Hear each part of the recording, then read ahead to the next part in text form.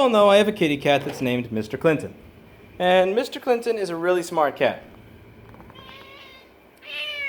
Mr. Clinton does really smart things. He knows how to open cupboards. He can open my closet even if it's closed.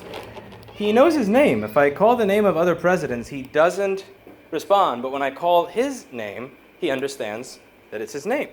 And one of the things that I get from my cat are these things called Greenies. Mr. Clinton really likes Greenies.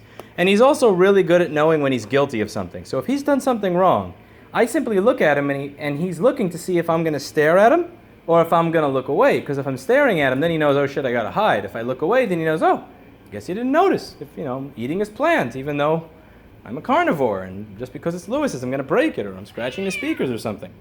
And one of the ways that I've started to learn when it is that he's breaking into the Greenies and eating them when I'm not home, Mr. Clinton, is this new necklace that he has. Clinton, are you seriously trying to get me to believe that you didn't break into a new set of Greenies while I was at work? Because ever since I got Greenies in my apartment, it's a funny coincidence, ever since I got these things, every single night that I get home, Mr. Clinton's neck is surrounded with this little piece of plastic that just so happens to be the same piece of plastic that I take off the Greenies when I open them. Imagine that. It's almost like he's breaking in and trying to get treats when I'm not home. Clinton, sit. Let me get this off of your neck.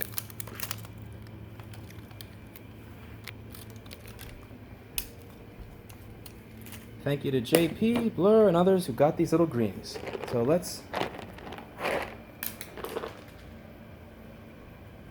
look at that little happy cat.